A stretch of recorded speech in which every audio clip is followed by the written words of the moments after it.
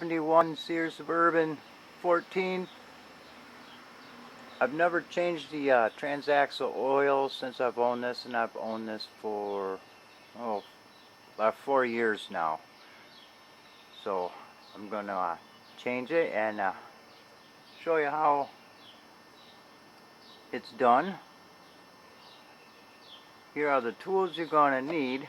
First, you need 5 quarts of oil. This is just Walmart oil, non-detergent. I was told by another YouTuber that used non-detergent oil, so that's what I'm hopefully using.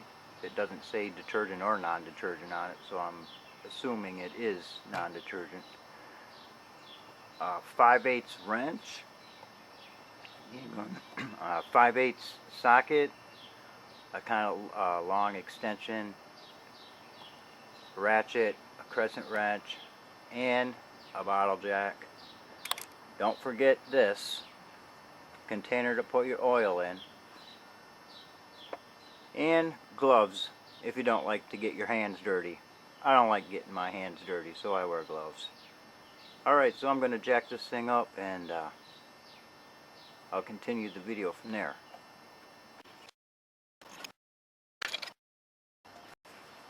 I also forgot to mention, you need one of these too, a funnel.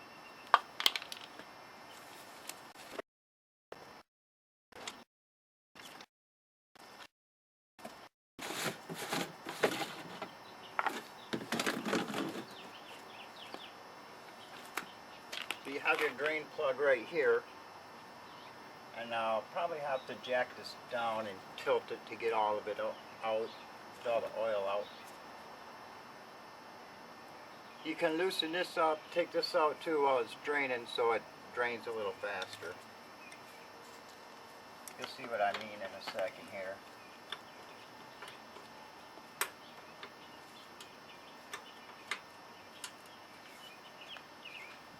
I got a feeling there's water in here because in the winter time the shifter likes to feels like it's frozen, and it's hard to get it out of get it in gear. Well, I park it while it's in gear in the winter time, and then when I need to do my snow blowing or snow plowing, it seems to stick,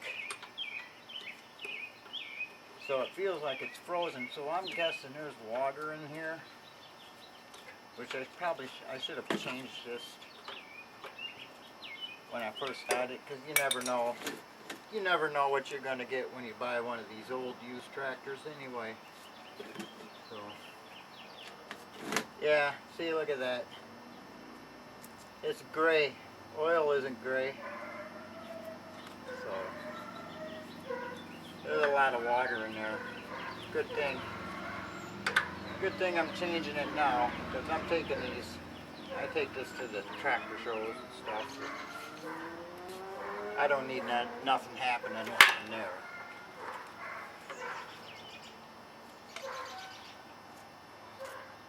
Good idea to clean around here so you don't get any dirt down in there.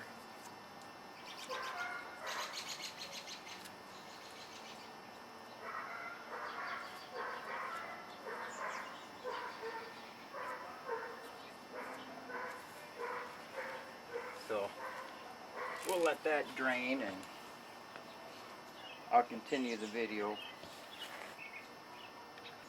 Alright, that's about as far as that's gonna go.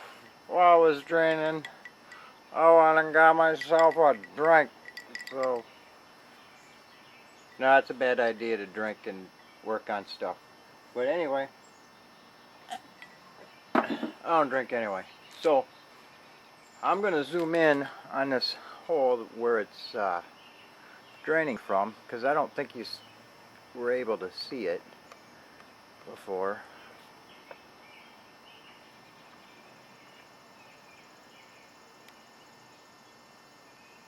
Anyway, it's right there underneath the axle.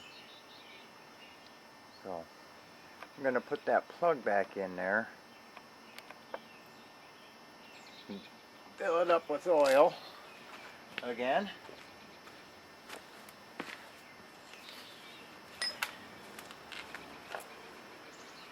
So I'll after the tractor, before winter, after the tractor's season is over, whatever tractor show seasons are over, season is over, I'll probably change it again just to get the rest of this, whatever little bit of oil mixed water is in here, and hopefully I won't have to do it too many times. So but I got an oil seal that leaks on the other side of this tractor. I'm not too worried about it. I just got to remember to keep my eye.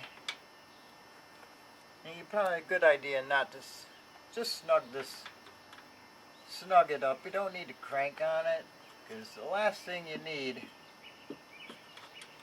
is this nut busting off in here. So I'm going to fill this up with oil now. This is going to take a little bit, so we'll be back in a few.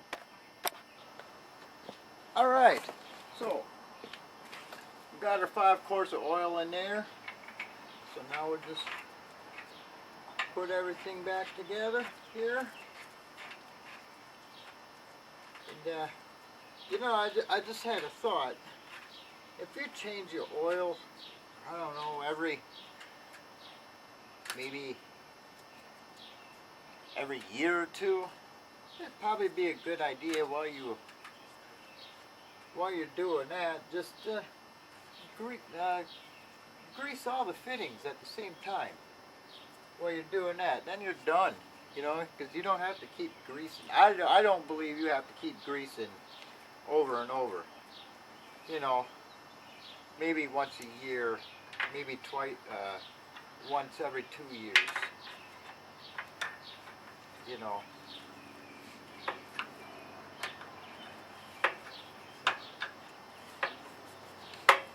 That's just my thought. But I didn't grease because I just greased before winter, this past winter. I greased it all up before winter, so I didn't grease it.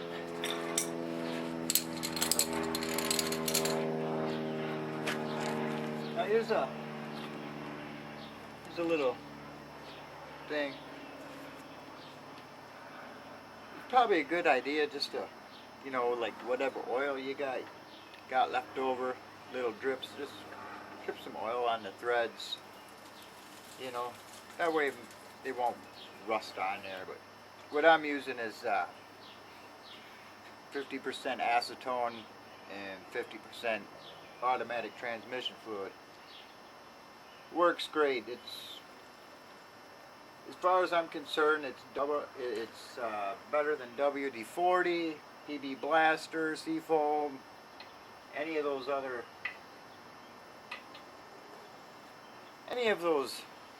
penetrating oils you buy from the store. You can get some acetone, automatic transmission fluid, 50% each. It works great. You can check it out online too, you know. That's where I learned about it. So now the hard part.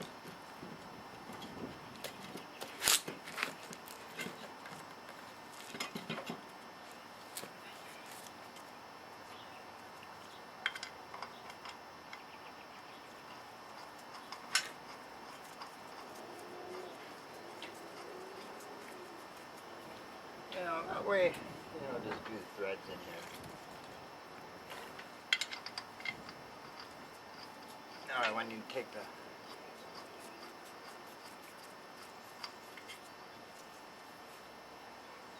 next time you take off your wheel, hopefully it'll come off, come off easier.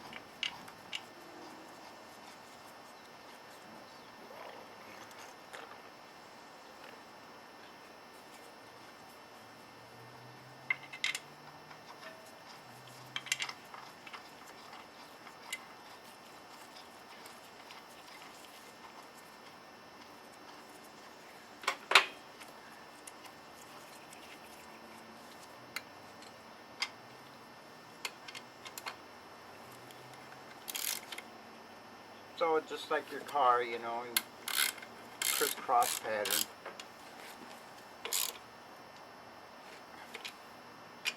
Just snug them up, don't tighten them too tight.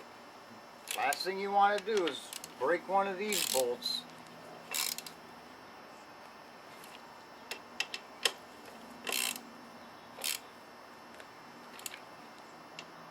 But this tractor here is my winter tractor. This is my work tractor,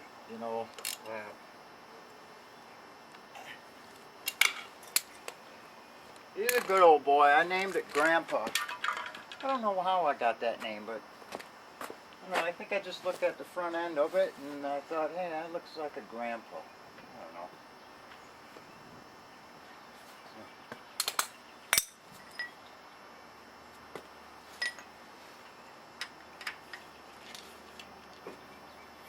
Every tractor needs a name, I think.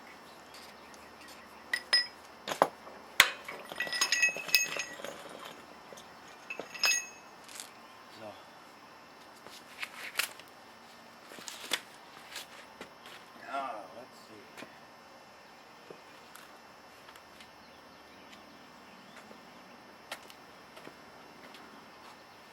I haven't started this thing up since, so we'll do a cold start. This thing hasn't been started up since, man, I don't know. The last, probably I think the last snowfall, and that could have been February. So this has been sitting for a few months now. The battery's probably dead, so I'll probably have to get the battery charger, but we'll just check it out and see.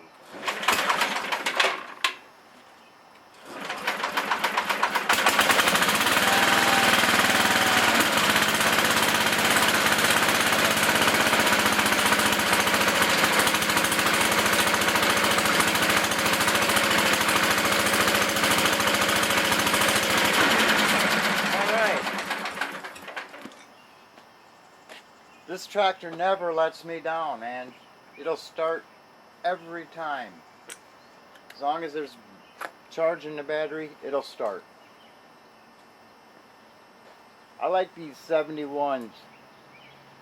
See, the 14. The only year they put a Briggs & Stratton 14 horse in these, and then 72 they put the 15 horse Briggs & Stratton in them. So to me, this is a rare tractor. You see SS12s like all over the place, So when I'll tell you the history of this tractor some other day. But anyway, hope you enjoyed the video. See you later.